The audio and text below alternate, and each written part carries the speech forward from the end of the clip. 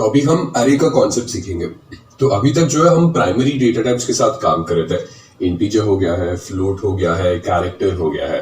तो ये सब चीजें जो है आपको एक वैल्यू जो है एक वेरिएबल में स्टोर करने में हेल्प कर रहा था। मतलब आप एक से ज्यादा वैल्यू एक वेरिएबल में स्टोर नहीं कर सकते। तो इस प्रॉब्लम को एड्रेस करने के लिए हमारे पास एरे का कॉन्सेप्ट आता है। तो मान लीजिए अगर हमें बहुत सारे वैल्यूज एक ही टाइम पे एक ही साथ स्टोर करना हो तो इसके लिए हम एरे का इस्तेमाल कर सकते हैं। तो अगर हम वही स्टूडेंट्स का लिस्ट ऑफ स्टूडेंट्स का एग्जांपल ले तो मान लीजिए हमारे पास कुछ 1000 स्टूडेंट्स है। तो अगर हमें 1000 स्टूडेंट्स के नाम और 1000 स्टूडेंट्स के रोल नंबर स्टोर करने हो तो हमें मैन्युअली जो है एक एक वेरिएबल क्रिएट करना पड़ेगा। तो मुझे पहले स्टूडेंट के नाम के लिए एक वेरिएबल क्रिएट करना पड़ेगा, पहले स्टूडेंट के रोल नंबर के लिए और एक वेरिएबल क्रिएट करना पड़ेगा, इसी तरह दूसरे स्टूडेंट के नाम के लिए एक वेरिएबल क्रिएट करना पड़ेगा, दूसरे स्टूडेंट के रोल नंबर के लिए भी और एक वेरिएबल क्रिएट करना पड़ेगा। इस तरह से जो है बहुत सारे वेरिएबल्स हो जाएंगे और इतने सारे वेरिएबल्स के साथ एक साथ काम करना बहुत ज्यादा मुश्किल है। तो इसलिए हम क्या करते हैं, एक एरे लेते हैं। तो ये एरे में जो है हम सिमिलर वैल्यूज एक ही टाइम पे स्टोर कर सकते हैं। तो मान लीजिए अगर हम एक स्टूडेंट नेम एरे बना ले तो उसमें जो है हम 1000 स्टूडेंट के नाम एक ही टाइम पे जो है स्टोर कर सकते हैं। और इसमें जो है एरे में सभी नाम कंटिग्यूअस मेमोरी लोकेशंस में स्टोर होता है। कंटिग्यूअस मेमोरी लोकेशन मतलब अगर मान लीजिए मैं एड्रेस 002 पे जो है स्टूडेंट 1 का नाम स्टोर करता हूं तो फिर इमीडिएटली उसके नेक्स्ट एड्रेस पे ही जो है स्टूडेंट 2 का नाम स्टोर होगा, इमीडिएटली उसके नेक्स्ट एड्रेस पे जो है स्टूडेंट 3 का नाम स्टोर होगा। तो ऐसे जो है एरे में हम कलेक्शन ऑफ एलिमेंट्स स्टोर कर सकते हैं और वो सब collection of elements continuous memory locations में स्टोर होते हैं। और C++ में एरेज दो तरह के होते हैं, एक हो गया है सिंगल डिमेंशनल, दूसरा हो गया है मल्टी डिमेंशनल। तो सिंगल डिमेंशनल एरे में जो है हमारा फ्लैट होता है, मतलब बस आप एक ही डिमेंशन में स्टोर कर सकते हो। जैसे आप यहाँ पे देख रहे हो ये हमारा सिंगल डिमेंशनल एरे है। और C++ में जो है एरे का इंडेक्स 0 से स्टार्ट होता है। तो ये जो देख रहे हो इसका जो है इंडेक्स 0 है, इसका इंडेक्स 1 है, इसका इंडेक्स 2 है और इसका इंडेक्स 3 है। अगर हम इसकी बात करें तो ये मल्टी डिमेंशनल एरे है। तो मल्टी डिमेंशनल एरे में हमारे पास रोज और कॉलम्स दोनों होते हैं। तो ये जो सेल देख रहे हो इसका वैल्यू 0 होगा, इंडेक्स वैल्यू 0 होगा, ये 01, ये 02, ये 10 होगा, ये 11 होगा, ये 12 होगा। तो ये जो है 2x3 एरे है। 2x3 मतलब इसमें जो है 2 रो 3 कॉलम है।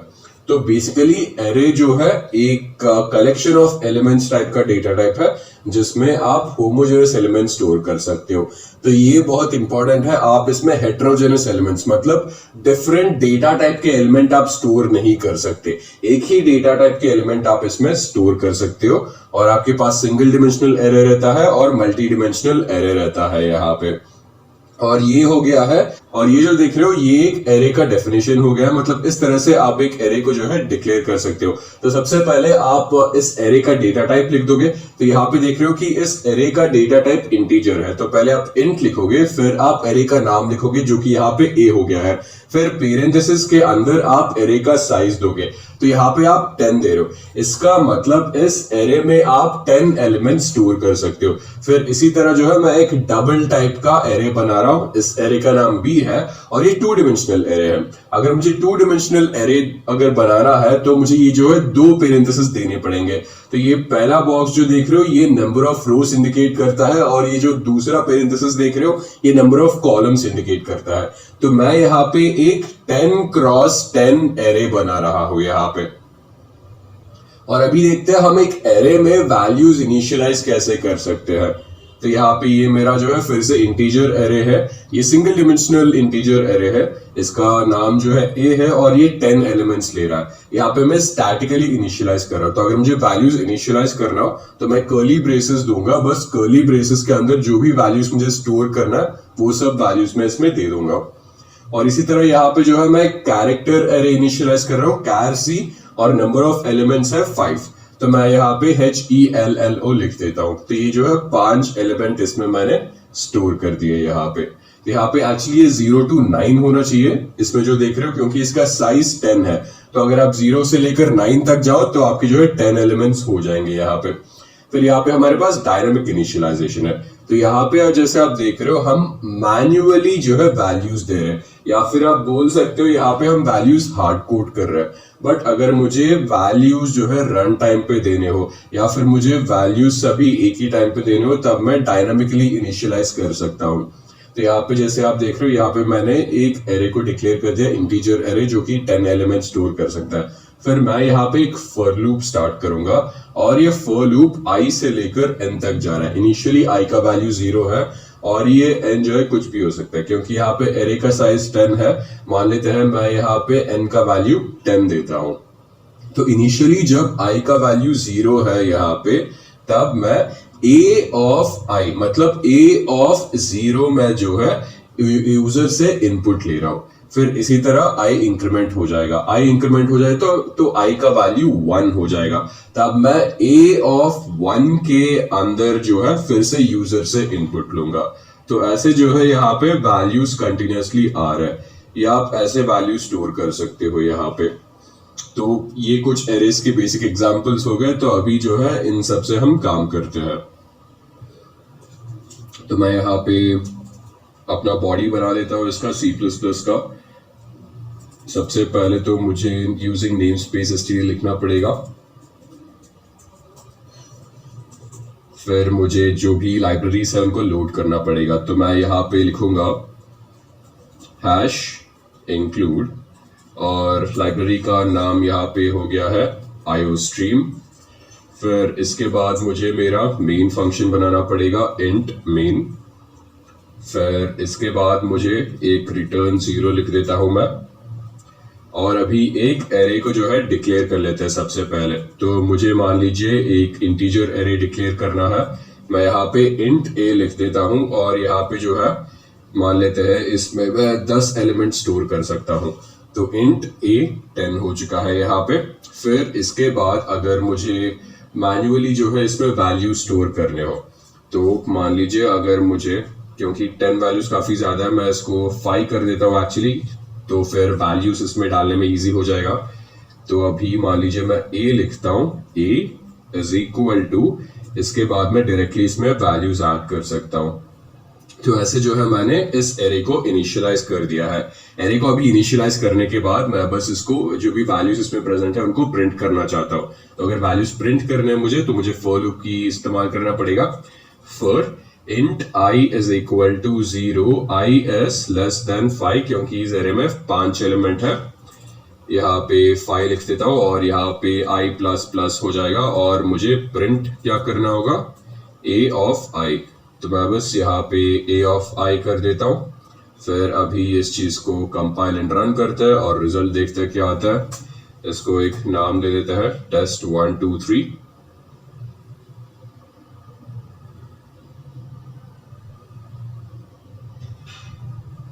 यहाँ पे कुछ गलत लग रहा है। Assigning to an array from an initializer list, extended initializer lists। तो अभी जो है इसको हम इनिशियलाइज डायरेक्टली ही करते हैं यहाँ पे मैं इसी के बाद जो है इक्वल टू सिंबल दे देता हूं। अभी देखते हैं क्या होगा यहाँ पे। अभी इसको एग्जीक्यूट करके देखेंगे। राइट, जैसे आप देख रहे हो मैंने जो है ये 5 एलिमेंट इसमें स्टोर कर दिए हैं, 1 2 3 4 एंड 5। और मान लीजिए मुझे एक एक एलिमेंट के बाद एक स्पेस ऐड करना हो, यहाँ पे मैं जो है 2 लेस देन सिंबल दूंगा और यहाँ पे एक स्पेस दे दूंगा।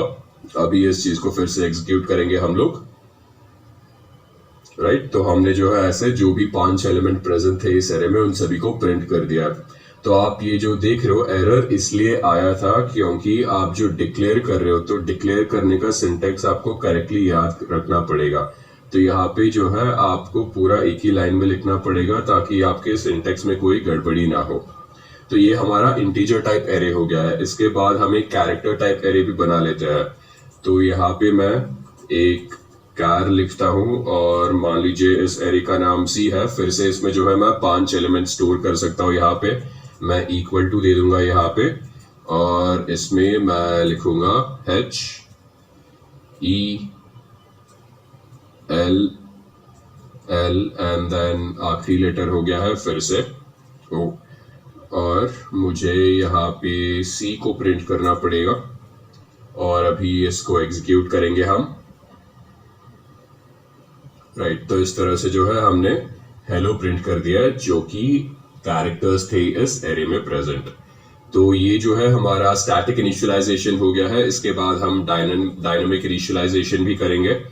तो सबसे पहले जो है मुझे फिर से एक इंटीजर एरे लेना पड़ेगा। मैं यहाँ पे लिखूंगा इंट a ऑफ 5। तो ये मैंने एक एरे बना लिया है। तो अभी मुझे इस एरे में वैल्यू स्टोर करने पड़ेंगे। तो मैं जो है अभी इस फॉर लूप के थ्रू इसमें वैल्यू स्टोर करूंगा। तो मैं यहाँ पे लिखूंगा int i is equal to 0, i is less than 5, i plus plus, और मुझे जो है वैल्यू स्टोर करने हैं यहाँ पे। तो मैं यहाँ पे लिखूंगा cn a ऑफ i लिख देता हूँ यहाँ पे। तो यहाँ पे जो है मैं वैल्यूज यूजर से ले रहा हूँ। a ऑफ i मतलब a ऑफ 0। तो सबसे पहले जो भी इनपुट स्ट्रीम है, इनपुट स्ट्रीम से जो भी यूजर वैल्यू लेगा वो a ऑफ 0 में जाएगा। फिर उसके बाद i का वैल्यू बढ़ेगा, i हो जाएगा 1। तब यूजर जो इनपुट देगा वो a ऑफ 1 में स्टोर होगा। उसके बाद फिर से i इंक्रीमेंट हो जाएगा, बनेगा 2। फिर हम a ऑफ 2 में एक वैल्यू स्टोर करेंगे। तो इस तरह से a ऑफ 0 से लेकर a ऑफ 4 तक जो है हम वैल्यू स्टोर कर रहे हैं। तो अभी हमने वैल्यूज तो स्टोर कर दिया। इसके बाद हमें बस वैल्यूज को प्रिंट करना पड़ेगा। तो यहाँ पे मैं फॉर लिखूंगा int i is equal to 0, i is less than 5, i plus plus, and then मुझे बस अभी इसको प्रिंट आउट करना पड़ेगा। मैं यहाँ पे लिखूंगा c आउट, और यहाँ पे फिर से एरे हो गया है a ऑफ i। बस, तो इस तरह से हमने जो है वैल्यूज प्रिंट कर दिए। तो अभी इसको हम कंपाइल एंड रन करेंगे। तो सबसे पहले जो है मुझे वैल्यूज देने पड़ेंगे। मान लीजिए फर्स्ट वैल्यू 10 है, second value is 20, third value is 30, fourth value is 40 and fifth value is 50। तो आप देख रहे हो हमने जो है ये 5 वैल्यू यहाँ पे प्रिंट कर दिए यहाँ पे। तो मान लीजिए हमें ये मोर इंट्यूटिव बनाना है, तो बस यूजर को अच्छे से समझने आने के लिए यहाँ पे मैं लिखूंगा एंटर वैल्यूज इन दी एरे। यहाँ पे सेमीकोलन दे देता हूँ। फिर जैसे हम वैल्यूज दे देंगे, यहाँ पे जो है मैं एक न्यू लाइन ऐड करूंगा c आउट। यहाँ पे मैंने एक न्यू लाइन ऐड कर दिया। न्यू लाइन ऐड करने के बाद मुझे यहाँ पे प्रिंट करना पड़ेगा the values entered by you are. फिर इसके बाद और एक न्यू लाइन दे देंगे हम, और यहाँ पे जो है हम एक स्पेस ऐड कर देंगे। तो ये जो है देखने में और समझने में ज्यादा आसान रहेगा। यहाँ पे फिर से हमें एक एरर दिख रहा है, यहाँ पे मुझे एक सेमीकोलन देना पड़ेगा। राइट, अभी इसको हम एग्जीक्यूट करेंगे। Enter values in the array 10, 20, 30, 40 and 50, और यहाँ पे हमारा रिजल्ट आ गया the values entered by you are 10, 20, 30, 40 and 50। अभी हम पॉइंटर्स के साथ काम करेंगे। तो जैसे यहाँ पे लिखा है pointers are variables which store the address of a variable. तो बहुत सारे टाइम्स पे जो है ऐसा केस आता है जहां पे हमें मेमोरी लोकेशन के साथ डायरेक्टली एक्सेस करना पड़ेगा। तो ऐसे सिचुएशंस में पॉइंटर्स बहुत ज्यादा काम आते हैं। तो हम मान लीजिए किसी कोई भी वेरिएबल है और उस वेरिएबल के मेमोरी लोकेशन के साथ डायरेक्टली काम करना चाहते हैं, उस मेमोरी लोकेशन में जो भी वैल्यू है उसको डायरेक्टली मॉडिफाई करना चाहते हैं, तब हम जो है पॉइंटर्स का इस्तेमाल कर सकते हैं। और ये पॉइंटर्स जो है ये बेसिकली वेरिएबल्स ही है, और ये वैल्यू स्टोर करने के बदले जो है ये एक एड्रेस ऑफ वेरिएबल स्टोर करते हैं। तो यहाँ पे एक एग्जांपल है हमारे पास। मान लीजिए हमारे पास एक इंटीजर वेरिएबल है a, और उस वेरिएबल में 10 स्टोर्ड है। तो ऐसा जो है हमने नॉर्मल एक वेरिएबल क्रिएट कर दिया है। इसके बाद हम एक पॉइंटर क्रिएट करेंगे। तो यहाँ पे हमने लिखा है int star p is equal to ampersand a। तो यहाँ पे जो स्टार p है ये इंडिकेट करता है कि हम जो है एक पॉइंटर यहाँ पे डिक्लेयर कर रहे हैं। तो ऐसे जो है आप एक नॉर्मल वेरिएबल और एक पॉइंटर में जो है डिफरेंशिएट कर सकते हो। यहाँ पे हम लिखेंगे int star p is equal to ampersand a, और ये एम्परसेंड a हम ये बता रहे हैं कि हम जो है वैल्यू स्टोर करने के बदले जो है address of a variable store कर रहे हैं। जब आप एंड a लिखते हो, एंड a का मतलब है एड्रेस ऑफ a, और इस तरह से हम एड्रेस ऑफ a जो है इस पॉइंटर में स्टोर कर रहे हैं हम। तो अभी ये जो है हमने ऐसे स्टोर कर दिया। यहाँ पे हमारे पास और एक एग्जांपल है। मान लीजिए हमने जो है एक स्ट्रिंग क्रिएट किया है यहाँ पे जिसका नाम है नेम, और इसमें वैल्यू हमने स्टोर किया है ग्रेट लर्निंग। उसके बाद हम इस वेरिएबल का एड्रेस इस पॉइंटर में स्टोर करेंगे ptr। अभी हम जो है यहाँ पे तीन चीजें प्रिंट आउट कर रहे हैं। सबसे पहले जो है हम ये डायरेक्टली जो वैल्यू प्रेजेंट है इस वेरिएबल में उस चीज को प्रिंट आउट कर देंगे। तो यहाँ पे हम बस लिखेंगे सी आउट ऑफ नेम। उसके बाद अगर हमें इस वेरिएबल का एड्रेस प्रिंट आउट करना हो तो हम एंड नेम लिख सकते हैं यहाँ पे। और इसका एक ऑल्टरनेटिव है, एंड नेम के बदले हम डायरेक्टली ptr को भी प्रिंट कर देंगे, तब भी जो है हमें एड्रेस ही मिलेगा, क्योंकि एंड नेम जो है हम ptr में स्टोर कर रहे हैं और ptr में क्या एड्रेस ऑफ नेम है। तो यहाँ पे आप एंड नेम प्रिंट करो या फिर ptr प्रिंट करो, आपको मिलेगा एड्रेस ऑफ वेरिएबल। तो अभी इस चीज का एग्जांपल देख लेते हैं हम लोग। तो मैं इस चीज को सबसे पहले पूरा डिलीट कर दूंगा, और अभी जो है मुझे इसके बाद एक स्ट्रिंग बनाना पड़ेगा। तो मैं यहाँ पे लिखूंगा स्ट्रिंग, और मान लीजिए इसका वेरिएबल का नाम है नेम, और इसके अंदर मैं स्टोर करूंगा ग्रेट लर्निंग। तो ये मैंने जो है वेरिएबल क्रिएट कर दिया है, और वेरिएबल क्रिएट करने के बाद मुझे एक पॉइंटर क्रिएट करना पड़ेगा, और यहाँ पे मैं लिखूंगा स्ट्रिंग और स्टार ptr कर दूंगा। इसके अंदर मैं स्टोर करूंगा एंड नेम, मतलब मैं एड्रेस ऑफ नेम जो है ptr में स्टोर कर रहा हूं।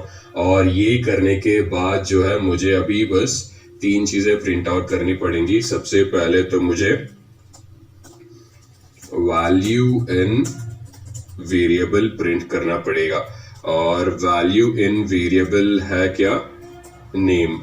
ये प्रिंट कर दिया। इसके बाद मैं जो है दो न्यू लाइन लेता हूं, और न्यू लाइन लेने के बाद मैं अभी प्रिंट कर दूंगा एड्रेस ऑफ वेरिएबल। तो मैं यहाँ पे लिखूंगा एड्रेस ऑफ वेरिएबल, यहाँ पे एक कोलन दे दूंगा, और इसके बाद जो है मैं डायरेक्टली यहाँ पे एंड ptr लिख सकता हूँ। फिर से यहाँ पे मैं सी आउट लिखूंगा, यहाँ पे फिर से मैं दो न्यू लाइन दे दूंगा। फिर से जो है मुझे address of variable he print out करना है, बट यहाँ पे जो एक्चुअली वैल्यू यूज कर रहा हूँ वो थोड़ा सा अलग रहेगा। तो यहाँ पे मैं फिर से एड्रेस ऑफ वेरिएबल लिख दूंगा, और इस टाइम मुझे प्रिंट करना पड़ेगा। यहाँ पे ये एक्चुअली ptr होगा एंड ptr नहीं। यहाँ पे मैं ptr लिख देता हूँ, और इस बार जो है मुझे एंड नेम प्रिंट करना पड़ेगा, राइट। तो यहाँ पे पॉइंटर प्रिंट आउट कर रहा हूँ, और यहाँ पे मैं address of variable print out कर रहा हूँ, जो कि दोनों सेम है। तो अभी इस चीज को एग्जीक्यूट करेंगे हम।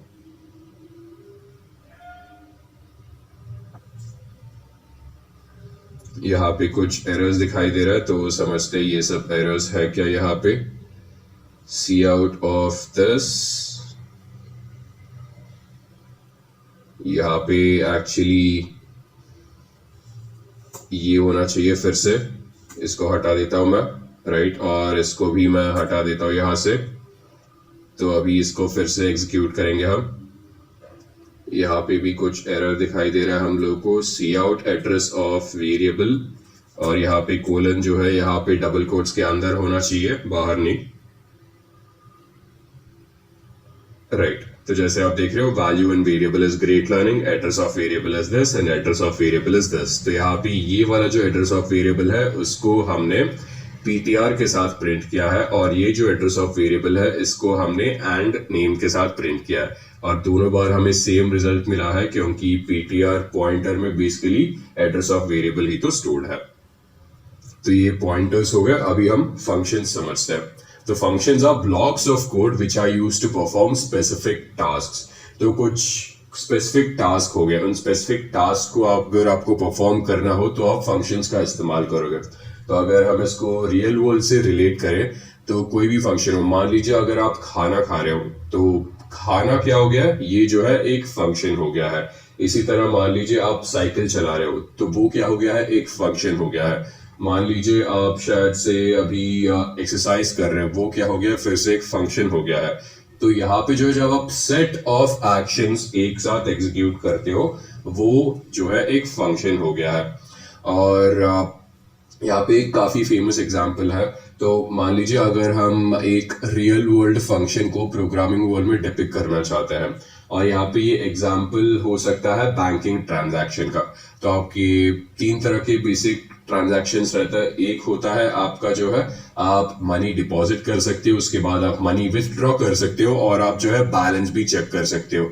तो मान लीजिए अगर आपको जो है पैसे विथड्रॉ करने, मनी विथड्रॉ करने, तो आपको इस फंक्शन को एग्जीक्यूट करने के लिए शायद से 1000 लाइंस ऑफ कोड लिखने पड़ेंगे।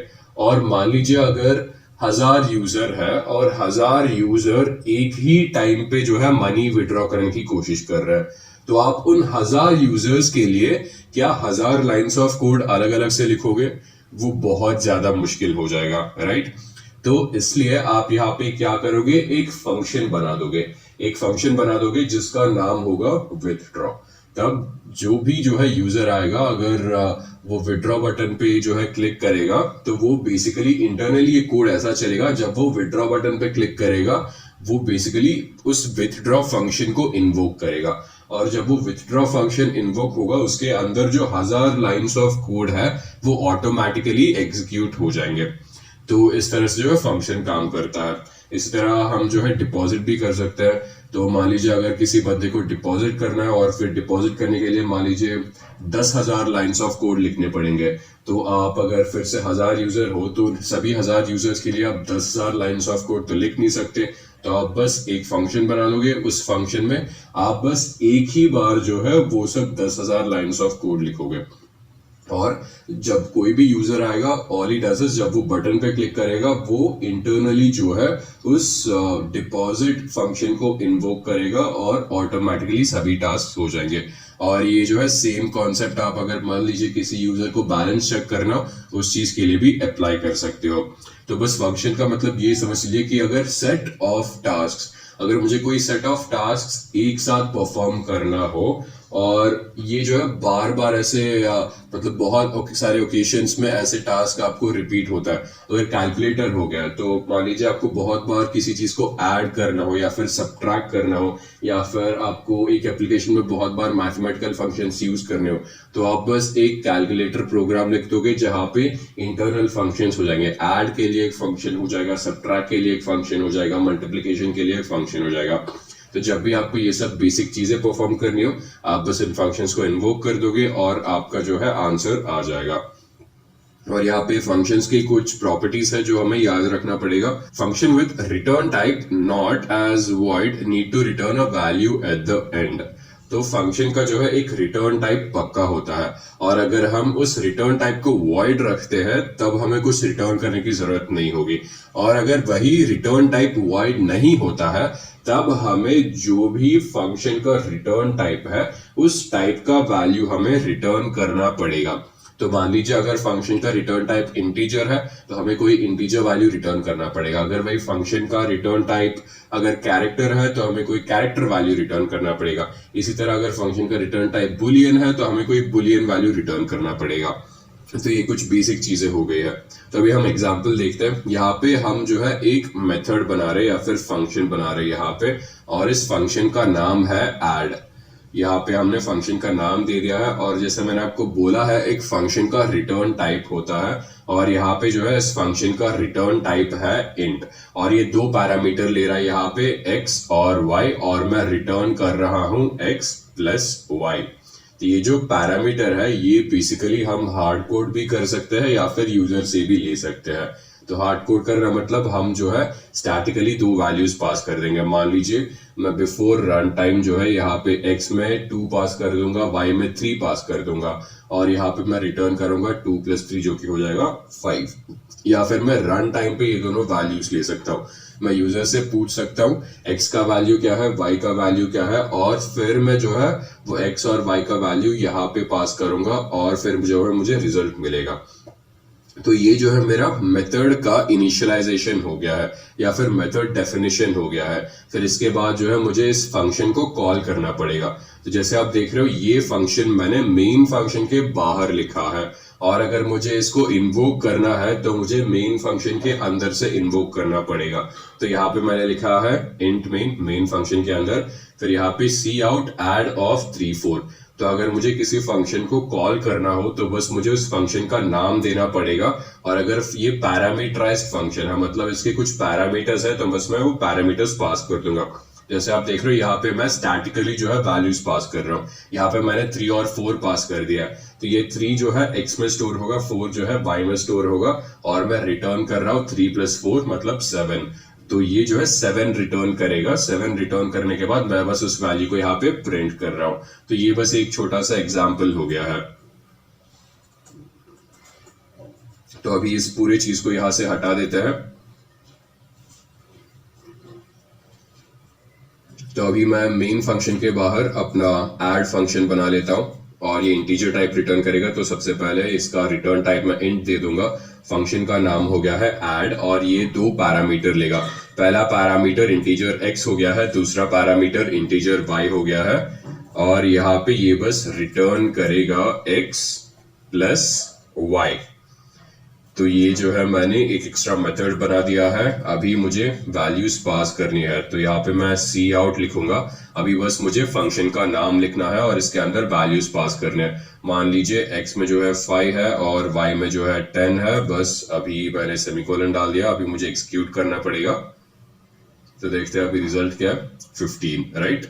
तो यहाँ पे मैंने 5 और 10 पास कर दिया। 5 जो है x में स्टोर होगा, 10 जो है y में स्टोर होगा, और 5 + 10 जो है यहाँ पे 15 हो गया है, राइट। अगर मैं वैल्यूज यहाँ पे चेंज करूँ, मान लीजिए x को मैं 100 कर देता हूँ और y को मैं यहाँ पे 30 कर देता हूँ, और अभी इसको फिर से एग्जीक्यूट करके देखेंगे,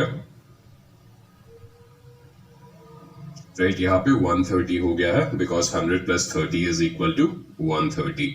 तो ये काफी बेसिक एग्जाम्पल है। तो अभी हम फंक्शन ओवरलोडिंग समझते हैं क्या होता है। तो अभी पिछले वाले एग्जांपल में हमने बस एक ही फंक्शन बनाया था। तो अभी ऐसे बहुत सारे केसेस हो सकते हैं जब आप रियल वर्ल्ड प्रोजेक्ट में काम कर रहे हो। तो उस रियल वर्ल्ड प्रोजेक्ट में बहुत सारे लाइंस ऑफ कोड होंगे और उसमें बहुत सारे फंक्शंस होंगे। तो ऐसे भी सिचुएशंस आते हैं जहां पे फंक्शन के नाम जो है सेम हो। तो अगर आपने बहुत बड़ा कोड लिख दिया और उसमें आपने 2 फंक्शन के नाम सेम डाल दिया है, तो ऑब्वियसली कुछ ना कुछ गड़बड़ी तो होगा ही। तो इसको हम वो गड़बड़ी से रोकने के लिए हमारे पास एक कॉन्सेप्ट आता है जिसको हम बोलते हैं फंक्शन ओवरलोडिंग।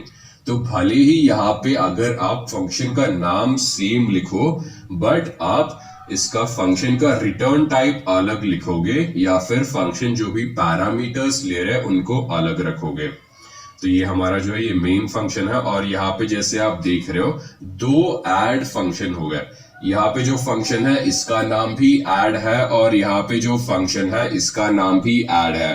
बट अगर इन दोनों का रिटर्न टाइप देखो और ये जो पैरामीटर्स है उनके अंदर उनको देखो, तो क्लियरली पता चल रहा है कि अलग है। यहाँ पे इस ऐड फंक्शन का रिटर्न टाइप है डबल, और यहाँ पे ये पैरामीटर्स डबल टाइप के ले रहा है। और इसी तरह यहाँ पे जो ऐड फंक्शन है इसका रिटर्न टाइप है इंट, और ये भी जो है इंट टाइप के पैरामीटर्स ले रहा है, और ये रिटर्न करेगा इंटीजर वैल्यू। फिर से ये भी जो है रिटर्न करेगा डबल वैल्यू। तो ये जो है डिफरेंस हो गया है। आपने ये दोनों फंक्शंस यहाँ पे अलग से बना लिए, फिर आप मेन फंक्शन में आ रहे हो, और जब आप यहाँ पे ऐड फंक्शन को इन्वोक कर रहे हो, जब आप मेन फंक्शन में आकर ऐड फंक्शन को इन्वोक कर रहे हो, तो यहाँ पे ऑब्वियसली जो है 2 फंक्शन है जिनका नाम ऐड है। बट जब आप यहाँ पे इसमें डबल वैल्यूज पास कर रहे हो, तो यहाँ पे C++ कंपाइलर को क्लियरली पता चल जाता है कि आप ये जो लेफ्ट साइड में ऐड फंक्शन है उसको इन्वोक कर रहे हो। सिमिलरली जब आप यहाँ पे ऐड 10 to 20 पास कर रहे हो, यहाँ पे इसी तरह C++ कंपाइलर को पता चल रहा है कि आप ये राइट साइड वाले ऐड फंक्शन को इन्वोक कर रहे हो, क्योंकि आपने यहाँ पे इंटीजर वैल्यूज पास किए हैं। तो ये कॉन्सेप्ट हो गया है फंक्शन ओवरलोडिंग का। तो यहाँ पे हम ये सिंटेक्स भी देख लेते हैं। तो यहाँ पे हमने ये दोनों ऐड मेथड क्रिएट कर लिए, और ये वाले ऐड मेथड का रिटर्न टाइप है डबल, और ये वाले ऐड मेथड का रिटर्न टाइप है इंट। फिर हम मेन फंक्शन में आ जाएंगे, और यहाँ पे जैसे देख रहे हो हम जो है ये इंटीजर टाइप वाले ऐड मेथड को इन्वोक कर रहे हैं, और यहाँ पे हम ये डबल टाइप वाले ऐड मेथड को इन्वोक कर रहे हैं। फिर हमारे पास रिजल्ट आ जाएगा। यहाँ पे हमारे पास एक ऐड मेथड ऑलरेडी प्रेजेंट है, अभी हम दूसरे ऐड मेथड को क्रिएट कर लेंगे।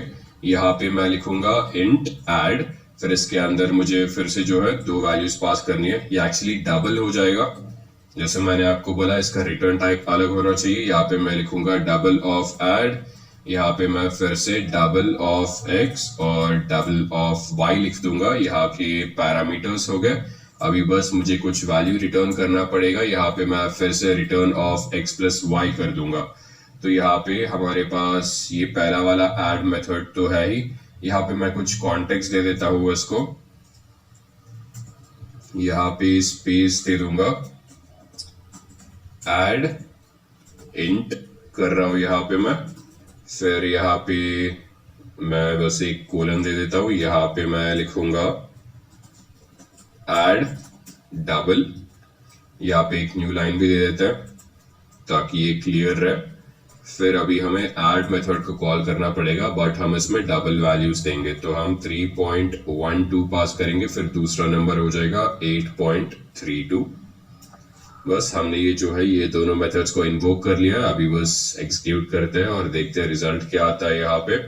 राइट, जब हम यहाँ पे जो है इन वैल्यूज को ऐड कर रहे हैं, इंटीजर वैल्यूज को, तो 100 प्लस 30 जो है 130 हो गया है। और अभी यहाँ पे जब हमने 8.32 प्लस 3.12 किया है, हमें 11.44 मिल गया है। तो इस तरह से हम फंक्शन को ओवरलोड कर सकते हैं। तो सेशन के स्टार्ट में मैंने आपको बताया था कि C++ एक ऑब्जेक्ट ओरिएंटेड प्रोग्रामिंग लैंग्वेज है, और मैंने आपको एक ब्रीफ इंट्रोडक्शन भी दिया था। तो हम जो है चारों तरफ ऑब्जेक्ट्स से घिरे हुए हैं। तो आप किसी भी चीज को ले लो, वो क्या है, एक ऑब्जेक्ट है। अगर आप एक फोन को देखो, फोन एक ऑब्जेक्ट है। अगर आप लैपटॉप की बात करें, लैपटॉप भी एक ऑब्जेक्ट है। अगर मान लीजिए आप एक डॉग की बात करो, तो डॉग एक लिविंग ऑब्जेक्ट है। तो ये सब डॉग्स जो है रियल वर्ल्ड एंटिटीज है, और अगर हमें इन रियल वर्ल्ड एंटिटीज को प्रोग्रामिंग पैराडाइम में रिप्रेजेंट करना हो, तो हमें ऑब्जेक्ट ओरिएंटेड प्रोग्रामिंग लैंग्वेज की जरूरत है। और ऑब्जेक्ट ओरिएंटेड प्रोग्रामिंग लैंग्वेज का बेसिस जो है क्लासेस और ऑब्जेक्ट्स पे डिपेंडेंट है। तो क्लास क्या है? क्लास को आप जो है इस रियल वर्ल्ड एंटिटी का ब्लूप्रिंट समझ सकते हो आप। तो मान लीजिए अगर हम फोन ले, तो फोन यहाँ पे हमारा रियल वर्ल्ड एंटिटी है। तो जैसे मैंने आपको बताया, क्लास जो है इस रियल वर्ल्ड एंटिटी का ब्लूप्रिंट होता है।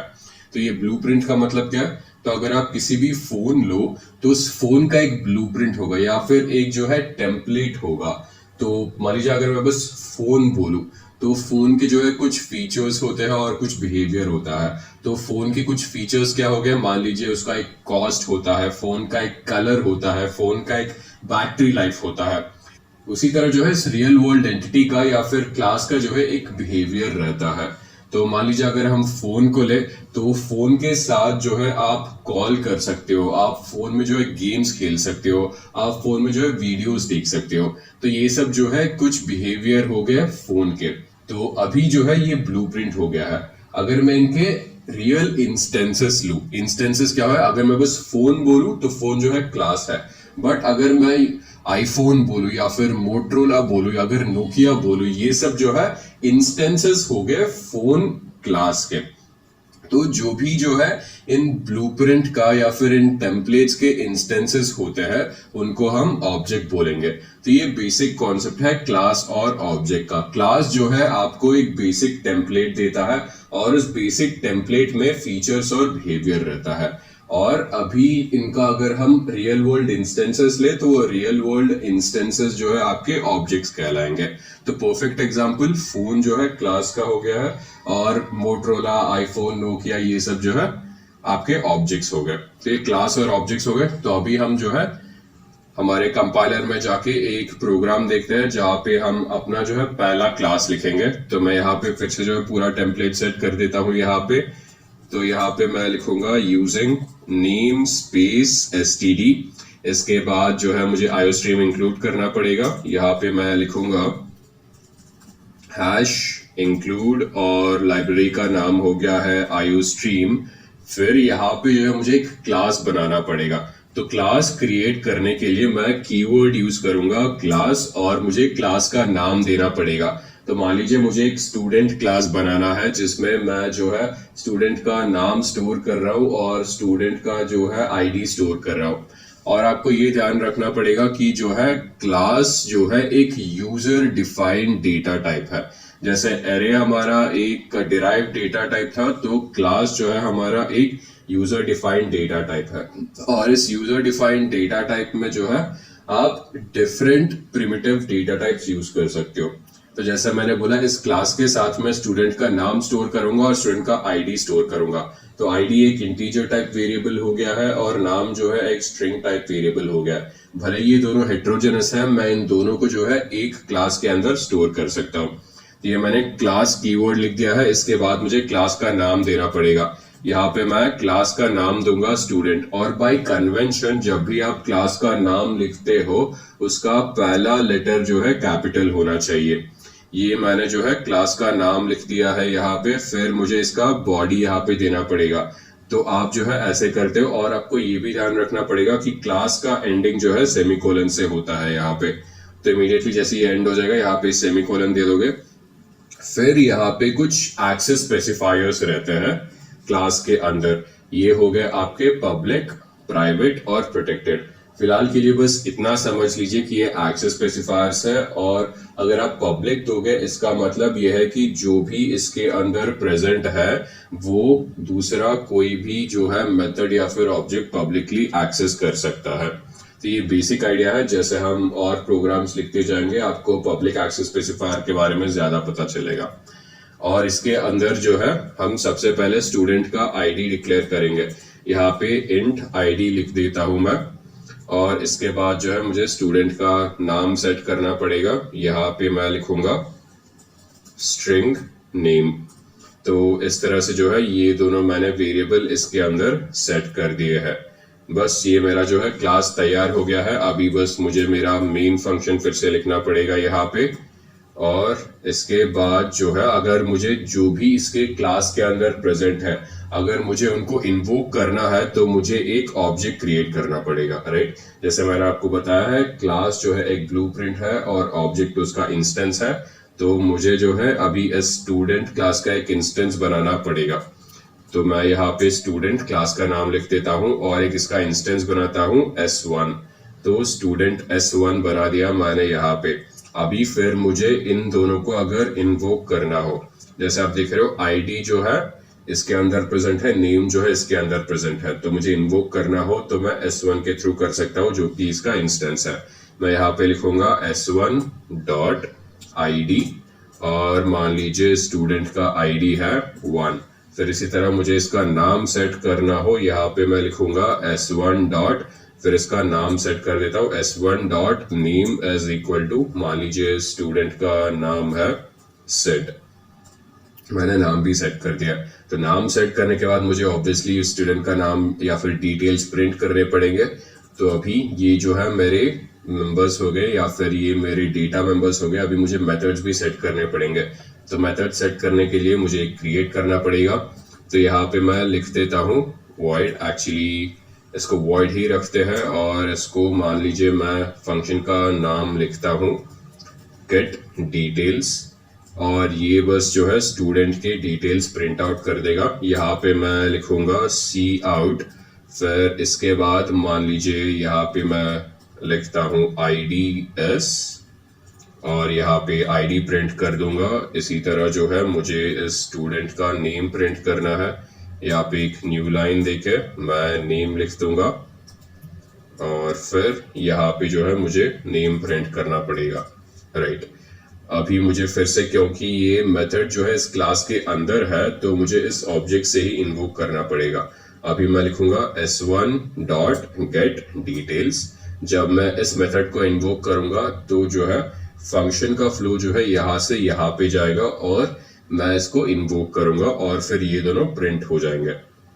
तो अभी एग्जीक्यूट करेंगे हम, रिजल्ट को देखते हैं क्या आता है, राइट। तो हमने सक्सेसफुली जो है स्टूडेंट को आईडी दे दिया, स्टूडेंट का नाम दे दिया है, और ये वैल्यूज भी हमने प्रिंट कर दिए यहाँ पे। तो मान लीजिए अभी जैसे यहाँ पे मैंने ये वैल्यूज हार्ड कोड कर दिए हैं। यहाँ पे जैसे मैंने डायरेक्टली जो है आईडी का वैल्यू दे दिया है और डायरेक्टली जो है नेम का वैल्यू दे दिया है, बट मुझे ये नहीं करना है और यूजर से एक्सेस लेना है यहाँ पे। तो मैं मान लीजिए यहाँ पे और एक मेथड क्रिएट करता हूँ void put details। void और मेथड का नाम यहाँ पे मैं लिख दूंगा void put details और ये पैरामीटराइज्ड मेथड है तो ये जो है दो चीजें लेगा int I और string n और जो i होगा वो id में स्टोर हो जाएगा तो मैं id इज इक्वल टू आई लिख देता हूँ यहाँ पे और जो n वैल्यू यहाँ पे आएगा वो मैं नेम में स्टोर कर दूंगा name is equal to n कर देता हूँ यहाँ पे।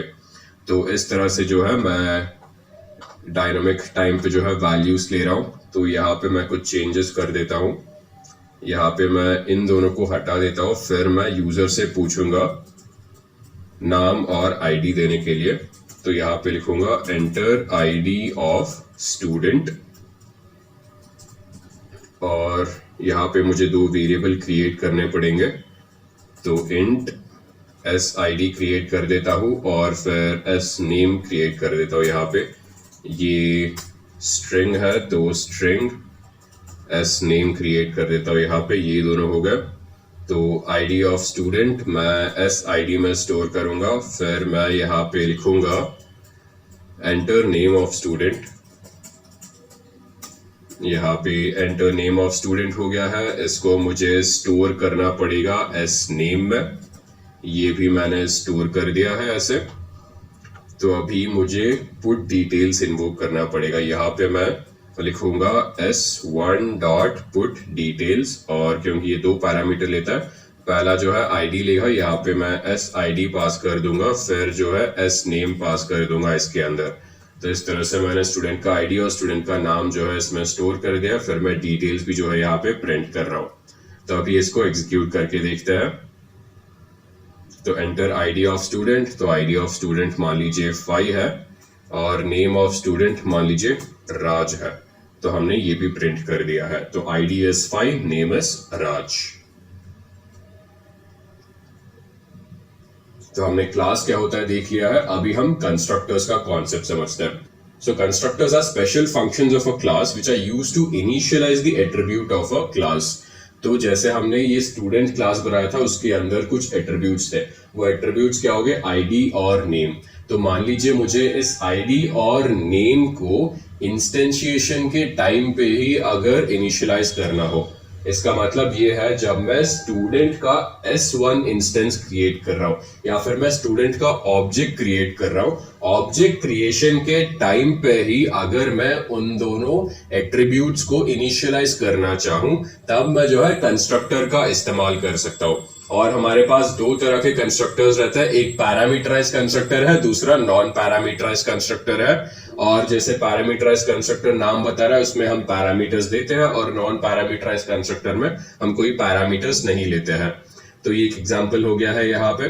तो हमारा क्लास है माई क्लास, उसके अंदर दो एट्रीब्यूट हो गए ए और बी, फिर उसके अंदर हम ये कंस्ट्रक्टर क्रिएट कर रहे हैं। तो ये कंस्ट्रक्टर एक स्पेशल टाइप ऑफ फंक्शन है जिसका नाम क्लास के नाम की तरह रहता है, राइट। ये एक्चुअली एक फंक्शन है जिस फंक्शन का नाम और क्लास का नाम सेम है। तो यहाँ पे देख रहे हो क्लास का नाम है माई क्लास और यहाँ पे आप फंक्शन देख रहे हो, फंक्शन का नाम भी है माई क्लास। तो कंस्ट्रक्टर आपका एक स्पेशल टाइप ऑफ मेथड है जिसका नाम और क्लास का नाम सेम रहता है और उसके साथ जो है आप जो भी एट्रीब्यूट्स रहते हैं आपके क्लास में उनको आप इनिशियलाइज कर सकते हो। और जैसे आप देख रहे हो ये जो है इस कंस्ट्रक्टर का बॉडी हो गया है। आप जो है यहाँ पे दो एट्रीब्यूट्स थे ए और बी, तो मैं यहाँ पे ए और बी को जो है इनिशियलाइज कर रहा हूँ। और आपको ये भी ध्यान रखना पड़ेगा इस कंस्ट्रक्टर का कोई रिटर्न टाइप नहीं रहता है, क्योंकि ये स्पेशल टाइप ऑफ मेथड है। इस कंस्ट्रक्टर का कोई रिटर्न टाइप भी नहीं रहता है, ये बस यूज होता है वैल्यूज इनिशियलाइज करने के लिए। उसके बाद हमने क्योंकि वैल्यूज इनिशियलाइज कर दिए, यहाँ पे और एक मेथड हम लिखेंगे और उस मेथड के थ्रू जो है हम ये दोनों वैल्यूज प्रिंट आउट कर रहे हैं ए और बी। तो ये काफी बेसिक एग्जांपल है कंस्ट्रक्टर का। यहाँ पे मैं फिर से इस पूरे चीज को हटा देता हूं यहां से।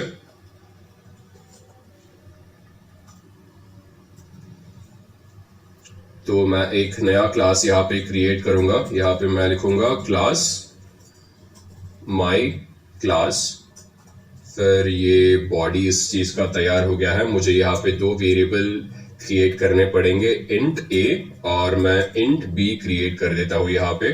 ये दोनों एट्रीब्यूट्स तैयार हो गए। अभी मान लीजिए ये मेरा जैसे क्लास का नाम है, तो इसलिए मुझे एक कंस्ट्रक्टर क्रिएट करना पड़ेगा। तो मैं यहाँ पे लिखूंगा माई क्लास, फिर इसके अंदर जो है मैं दो वेरिएबल्स पैरामीटर्स पास करूंगा, इंट एक्स इंट वाई। और इसके बाद जो है मैं a में जो है x स्टोर करूंगा, a is equal to x लिख देता हूं, और यहाँ पे मैं y is equal to b लिख देता हूं। तो x का जो वैल्यू है वो a में स्टोर हो रहा है और b का जो वैल्यू है वो y में स्टोर हो रहा है। तो इस तरह से मैंने ये कंस्ट्रक्टर यूज करके इन दोनों वेरिएबल्स को इनिशियलाइज कर दिया। तो अभी इनिशियलाइज करने के बाद ऑब्वियसली मुझे एक मेथड की जरूरत पड़ेगी जिससे मैं इन वैल्यूज को प्रिंट करूंगा। तो यहाँ पे मैं void प्रिंट लिख देता हूं, और ये कोई पैरामीटर्स लेगा नहीं, ये बस वैल्यूज को प्रिंट कर देगा। यहाँ पे मैं लिखूंगा cout a is equal to, मुझे ए ऐसे प्रिंट कर देना पड़ेगा, फिर जो है बी हो जाएगा सी आउट। यहाँ पे मैं एक न्यू लाइन ले लेता हूँ, बी इज इक्वल टू, यहाँ पे मैं बी को जो है प्रिंट कर दूंगा। तो ये मेरा क्लास तैयार हो गया और इस क्लास के अंदर एक कंस्ट्रक्टर भी है। फिर अभी जो है मुझे इस क्लास का नाम लिखना पड़ेगा माई क्लास। अभी मैं एक ऑब्जेक्ट बनाता हूं, मान लीजिए ऑब्जेक्ट हो गया है m1, और इसके अंदर अभी मुझे वैल्यूज पास करनी है। तो अगर ये कंस्ट्रक्टर नहीं होता इस क्लास के अंदर, हम इसके बाद डायरेक्टली एक सेमीकोलन डाल देते, बट हम यहाँ पे सेमीकोलन डालने के बदले जो है हम यहाँ पे ये पेरेंथेसिस दे रहे हैं और हम दो वैल्यूज पास करेंगे इसमें। मान लीजिए हम a में जो है 10 स्टोर करना चाहते हैं, तो यहाँ पे 10 हम पास करेंगे, और हम अगर b में 20 स्टोर करना चाहेंगे तो हम यहाँ पे 20 पास कर देंगे। तो इस तरह से हमने वैल्यूज यहाँ पे पास कर दिए। फिर यहाँ पे मुझे बस प्रिंट करना पड़ेगा। तो मैंने ऑब्जेक्ट का नाम लिखा m1 डॉट, अभी मुझे यहाँ पे प्रिंट लिखना पड़ेगा। और ये सब जो है पब्लिक है, एट्रीब्यूट्स और ये सब मेथड्स। यहाँ पे मैं बस एक्सेस स्पेसिफायर डाल देता हूँ पब्लिक, और यहाँ पे सेमीकोलन, यहाँ पे मुझे रिटर्न 0 ऐड करना पड़ेगा। अभी इस चीज को मैं एग्जीक्यूट करता हूँ और रिजल्ट देखते हैं क्या आता है। तो a में जो है 10 है और b में जो है 0 है। तो b में 0 क्यों है वो समझते हैं। एक्चुअली अभी यहाँ पे y में जो है हम b स्टोर कर रहे हैं, ये एक्चुअली उल्टा होना चाहिए। यहाँ पे हमें b में y स्टोर करना चाहिए, ये मैंने गलती कर दी यहाँ पे।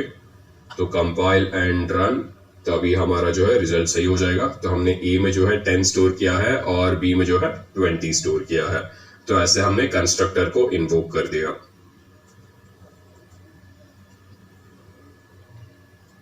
इसके बाद हम इनहेरिटेंस का कॉन्सेप्ट समझते हैं। तो inheritance is termed as the incident when a class gains direct और indirect access to other classes attributes and properties. तो अभी के लिए थोड़ा सा कंफ्यूजिंग है, तो फिलहाल के लिए इनहेरिटेंस ऐसा समझ लीजिए कि मान लीजिए आपने कुछ प्रॉपर्टीज जो है आपने अपने पेरेंट्स से इनहेरिट की होगी, इसी तरह आपके पेरेंट्स ने जो है कुछ फीचर्स या फिर कुछ प्रॉपर्टीज जो है अपने ग्रैंड पेरेंट्स से इनहेरिट की होगी। मतलब आपके कुछ फीचर्स आप थोड़े बहुत जो है अपने पेरेंट्स की तरह दिखते हो, और आपके पेरेंट्स जो है थोड़े बहुत आपके ग्रैंड पेरेंट्स की तरह दिखते हैं। और जब मैं फीचर्स की बात करूं, मान लीजिए ऐसे कुछ फीचर्स होते हैं या फिर ऐसा बिहेवियर होता है जो आप में और आपके पेरेंट्स में काफी सिमिलर होगा, और इसी तरह आपके पेरेंट्स और आपके ग्रैंड पेरेंट्स के जो है बिहेवियर में काफी सिमिलर होगा।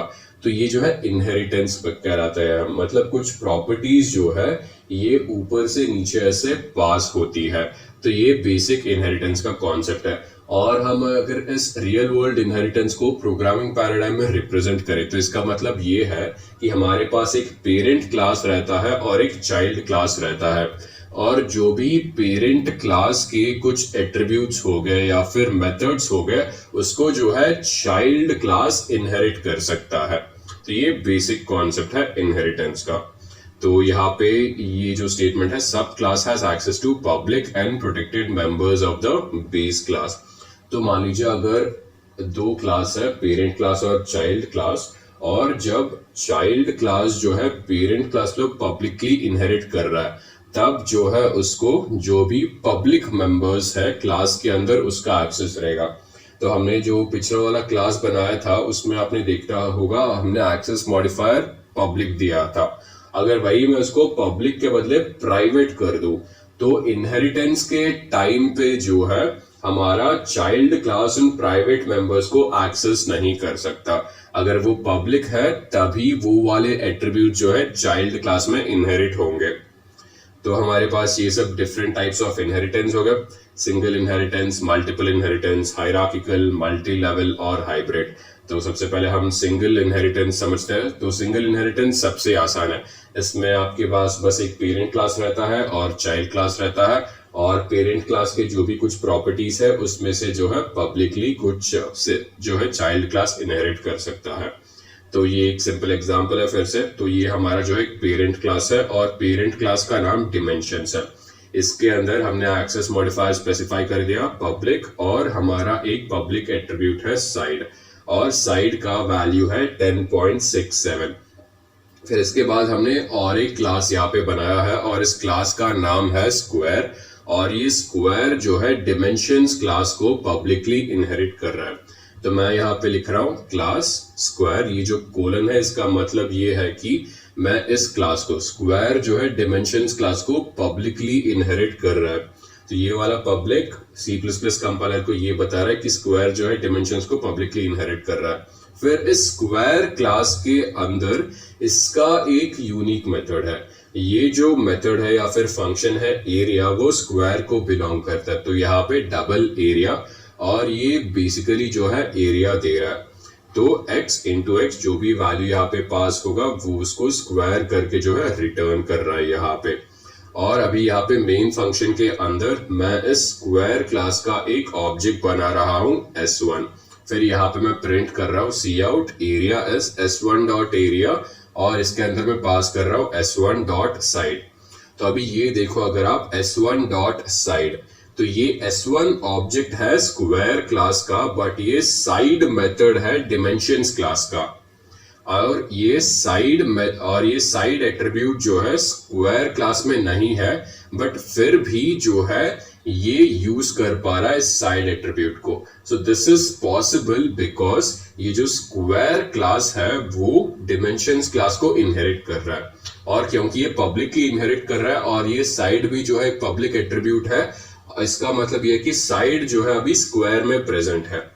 तो भले ही साइड मैंने यहाँ पे एक्सप्लिसिटली डिफाइन नहीं किया हो या फिर डिक्लेयर नहीं किया हो, बट मैं इसको एक्सेस कर सकता हूँ क्योंकि स्क्वायर जो है डिमेंशंस को यहाँ पे इनहेरिट कर रहा है। तो ये एक एग्जांपल हो गया इनहेरिटेंस का। तो इस पूरी चीज को यहाँ से डिलीट कर देते हैं फिर से, और अभी हम एक नया क्लास बनाते हैं यहाँ पे, और मान लीजिए इस क्लास का नाम हम लिखेंगे व्हीकल, और इसका बॉडी सेट कर देते हैं, और इसके अंदर कुछ पब्लिक एट्रीब्यूट्स होंगी पब्लिक, और मान लीजिए इस व्हीकल का जो है एक कॉस्ट होगा और माइलेज होगा। यहाँ पे मैं लिखूंगा इंट माइलेज, और मान लीजिए इसका माइलेज हो गया है 30, फिर इसका कॉस्ट होगा, यहाँ पे मैं इंट कॉस्ट लिखूंगा, और कॉस्ट मान लीजिए $500 है। तो यहाँ पे जो है मैंने ये दोनों चीजें यहाँ पे लिख दी। फिर इसके अंदर मुझे एक मेथड भी क्रिएट करना पड़ेगा, तो मैं यहाँ पे लिखूंगा void put vehicle details, और मुझे बस यहाँ पे कुछ डिटेल्स प्रिंट करने पड़ेंगे इस व्हीकल के बारे में। सबसे पहले मैं यहाँ पे लिखूंगा I am a vehicle, फिर इसके बाद मैं फिर से सी आउट यूज करूंगा, और यहाँ पे मैं प्रिंट करूंगा माइलेज ऑफ व्हीकल इज, यहाँ पे मैं फिर से न्यू लाइन दे देता हूँ एक। तो माइलेज ऑफ व्हीकल इज, यहाँ पे मुझे माइलेज सेट करना पड़ेगा। फिर से मैं सी आउट लिखूंगा यहाँ पे, फिर इसके अंदर मुझे कॉस्ट सेट करना पड़ेगा। तो यहाँ पे मैं लिखूंगा कॉस्ट ऑफ व्हीकल इज, और यहाँ पे जो है मैं कॉस्ट भी सेट कर दूंगा। तो यहाँ पे मैंने व्हीकल जो है यहाँ पे बस पहले प्रिंट कर रहा हूँ आई एम अ व्हीकल, उसके बाद मैं व्हीकल का माइलेज प्रिंट कर रहा हूँ, फिर मैं जो है व्हीकल का कॉस्ट प्रिंट कर रहा हूँ। तो ये मेरा पेरेंट क्लास हो गया है। अभी मैं एक चाइल्ड क्लास डिफाइन करूंगा क्लास, इसके बाद मैं और एक क्लास लिखता हूं जिसका नाम हो गया है कार। और यहाँ पे मैं कोलन दूंगा और ये कार क्लास जो है पब्लिकली इनहेरिट कर रहा है व्हीकल क्लास को। तो इसने इनहेरिट कर लिया है और यहाँ पे मैंने इसका बॉडी डिफाइन कर दिया है यहाँ पे। फिर यहाँ पे पब्लिक, यहाँ पे इनहेरिट करने के बाद इसे खुद के कुछ एट्रीब्यूट्स होंगे। तो इसका पहला एट्रीब्यूट हो गया मान लीजिए कलर, तो मैं यहाँ पे सेट करूंगा स्ट्रिंग कलर। फिर कलर के बाद मान लीजिए इसका जो है, मैं एक्चुअली इसको हार्ड कोड कर रहा हूँ, तो यहाँ पे स्ट्रिंग कलर मान लीजिए इसका ब्लू हो गया है। फिर इसके बाद मुझे नंबर ऑफ टायर्स सेट करने हैं, तो मैं यहाँ पे लिखूंगा int tyres is equal to 4।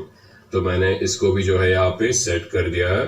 फिर बस मुझे यहाँ पे इसके वैल्यूज दिखाने पड़ेंगे। तो यहाँ पे मेरे पास एक नया एट्रीब्यूट आएगा, मेरे पास एक नया मेथड आएगा एक्चुअली, तो void, और इस मेथड का नाम मैं लिखूंगा शो कार डिटेल्स। और सबसे पहले मैं इस मेथड में प्रिंट करूंगा I am a car। फिर इसके बाद मैं सी आउट यूज करूंगा और न्यू लाइन। फिर यहाँ पे मैं लिखूंगा कलर ऑफ कार इज, यहाँ पे मैं कलर प्रिंट कर दूंगा। फिर से मैं सी आउट इस्तेमाल कर रहा हूँ यहाँ पे, और इसके बाद जो है मुझे प्रिंट आउट करना पड़ेगा number of tyres in car are. यहाँ पे मैं जो है टायर्स लिख दूंगा। तो इस तरह से जो है मैंने कार के डिटेल्स यहाँ पे प्रिंट कर दिए हैं। अभी बस मैंने ये सब कर दिया। इसके बाद मुझे मेन फंक्शन बनाना पड़ेगा, यहाँ पे इंट मेन लिखूंगा। फिर इसके बाद मैं एक कार का ऑब्जेक्ट बना रहा हूँ यहाँ पे, तो मैं लिखूंगा कार C1। फिर जो है मैं C1 डॉट, अभी देखते हैं मेथड्स कौन से हैं यहाँ पे हमारे पास। तो मैंने यहाँ पे ऑब्जेक्ट बना दिया है। अभी ऑब्जेक्ट बनाने के बाद जो है मैं इस ऑब्जेक्ट के थ्रू सबसे पहले पेरेंट क्लास का मेथड इन्वोक करूंगा। तो यहाँ पे मैं लिखूंगा C1 dot put vehicle details. तो जैसे आप देख रहे हो, भले ही ये पुट व्हीकल डिटेल्स हमारे चाइल्ड क्लास में नहीं है, क्योंकि मेरा जो कार क्लास है वो व्हीकल क्लास को इनहेरिट कर रहा है, इसलिए I am able to use this method. इसके बाद मैं इसको एग्जीक्यूट करता हूँ और आपको रिजल्ट दिखाता हूँ यहाँ पे। जैसे आप देख रहे हो, आई am a vehicle, mileage of vehicle is 30 and cost of vehicle is 500। तो इस तरह से मैं पेरेंट क्लास के मेथड को इन्वोक कर पा रहा हूँ इस चाइल्ड क्लास के ऑब्जेक्ट को। अभी मैं इसको चेंज कर देता हूँ और यहाँ पे मैं लिखूंगा शो कार डिटेल्स। इसको मैं स्मॉल सी में चेंज कर दूंगा और मैंने यहाँ पे ये वाले मेथड को भी इन्वोक कर दिया जो कि चाइल्ड क्लास में प्रेजेंट है। तो रिजल्ट आया हमारे पास I am a car, colour of car is blue and number of tyres in car are 4। और ये एक एग्जांपल हो गया है सिंगल लेवल इनहेरिटेंस का। तो हमने सिंगल इनहेरिटेंस देख लिया, अभी हम मल्टीपल इनहेरिटेंस और मल्टी लेवल इनहेरिटेंस देखेंगे। तो सबसे पहले हम मल्टी लेवल इनहेरिटेंस से स्टार्ट करेंगे। तो मल्टी लेवल इनहेरिटेंस में ग्रैंड पेरेंट, पेरेंट और चाइल्ड रिलेशनशिप होता है। तो यहाँ पे बेसिकली हमें 2 या 2 से ज्यादा क्लासेस रहता है, और यहाँ पे जो है जैसे पेरेंट अपने ग्रैंड पेरेंट से फीचर्स इनहेरिट करता है, फिर चाइल्ड अपने पेरेंट से फीचर्स इनहेरिट करता है। तो यहाँ पे जो है A to B, B to C, फिर यहाँ पे C to A का भी एक्सेस हो जाएगा। तो अभी अगर चाइल्ड अपने पेरेंट से फीचर्स इनहेरिट करेगा, इसका मतलब ये है कि चाइल्ड में जो है ग्रैंड पेरेंट के भी कुछ फीचर्स होंगे। तो इसको हम मल्टी लेवल इनहेरिटेंस बोलते हैं। तो जैसे आप देख रहे हो, ये हायरार्की जो है ऊपर से नीचे आ रहा है। तो यहाँ पे डिफरेंट लेवल्स हो गए। ग्रैंड पेरेंट जो है पहला लेवल है, पेरेंट दूसरा लेवल है, और चाइल्ड जो है तीसरा लेवल है। तो इसको हम अभी C++ में इंप्लीमेंट करेंगे। सबसे पहले जो है हमारा ग्रैंड पेरेंट क्लास बना लेता है। तो यहाँ पे मैं कीवर्ड लिखूंगा क्लास, और यहाँ पे क्लास का नाम होगा ग्रैंड पेरेंट।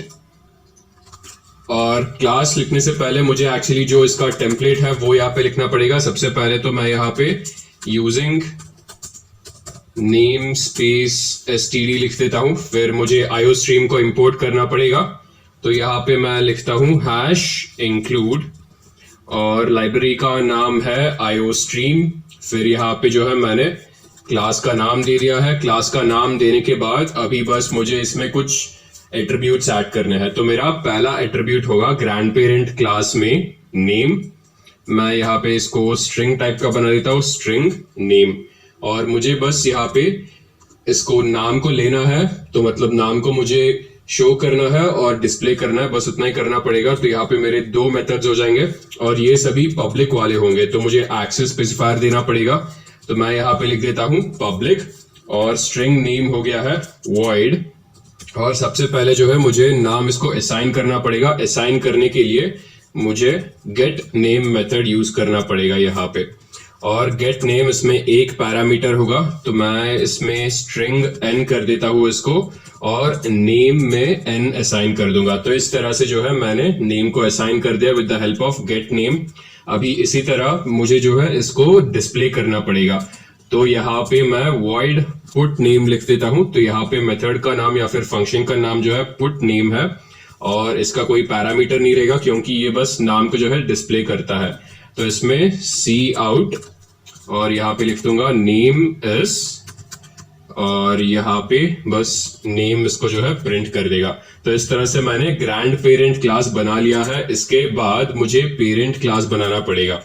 ये स्पेस यहाँ से हटा देता हूं मैं, और इसके बाद मुझे एक पेरेंट क्लास बनाना पड़ेगा। मैं यहाँ पे लिखूंगा क्लास पेरेंट, फिर इसका मैं बॉडी का जो है ये तैयार कर देता हूँ। फिर से मैं एक्सेस स्पेसिफायर दे दूंगा, यहाँ पे एक्सेस स्पेसिफायर पब्लिक हो जाएगा।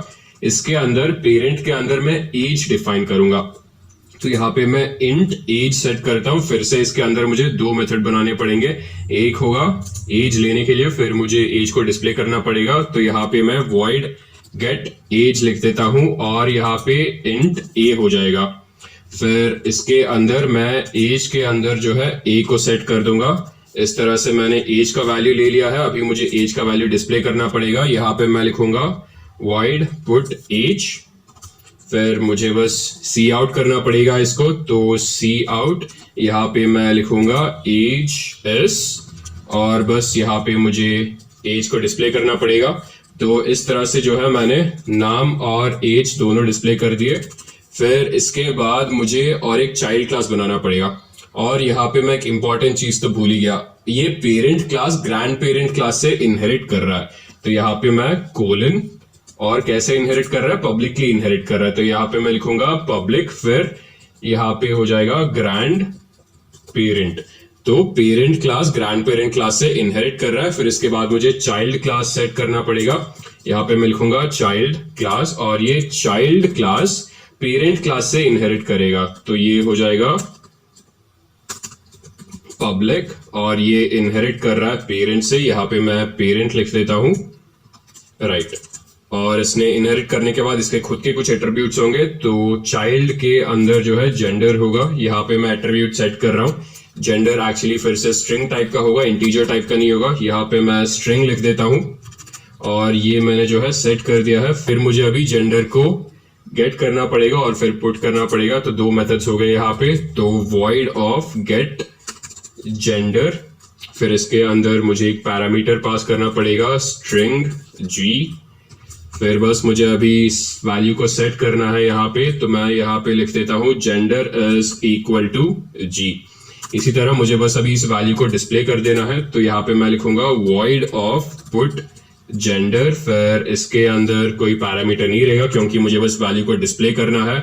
और यहाँ पे हो जाएगा सी आउट, फिर इसके अंदर मैं लिखूंगा जेंडर एस, और बस मुझे जेंडर का जो भी वैल्यू हो उसको डिस्प्ले कर देना है। तो इस तरह से जो है मेरे तीन क्लास तैयार हो गई, ग्रैंड पेरेंट क्लास और चाइल्ड क्लास। यहाँ पे parent class grand parent class को इनहेरिट कर रहा है, और चाइल्ड क्लास पेरेंट क्लास को इनहेरिट कर रहा है। इसका मतलब तो यही हो गया कि चाइल्ड क्लास जो है ग्रैंड पेरेंट क्लास को भी इनहेरिट कर रहा है इनडायरेक्टली। तो ये मेरे तीन क्लास हो गए।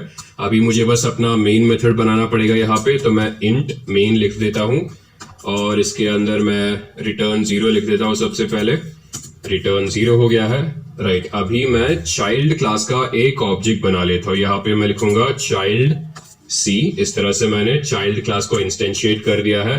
अभी मैं सी डॉट, लेट्स सी हमारे पास क्या क्या आता है। यहाँ पे जैसे आप देख रहे हो मेरे पास गेट नेम गेट एज, और यहाँ पे पुट नेम पुट ये आ गया है। गेट नेम गेट एज और गेट जेंडर का भी होना चाहिए, बट वो नहीं आ रहा है। तो हम उसको बाद में देखेंगे। फिलहाल के लिए मैं यहाँ पे जो है इस चाइल्ड क्लास से मैं सबसे पहले नाम सेट करूंगा। तो यहाँ पे मैं c.getName को इन्वोक कर रहा हूं और मैं नाम पास करूंगा, मान लीजिए यहाँ पे रजत। फिर इसी तरह मुझे एज सेट करना पड़ेगा। यहाँ पे मैं लिखूंगा c.getAge और रजत का एज है 25। फिर मुझे इसमें पास करना पड़ेगा, यहाँ पे मैंने फिर से गलती कर दी है, मुझे यहाँ पे एक्सेस स्पेसिफायर देना पड़ेगा, ये पब्लिक हो गया तीनों।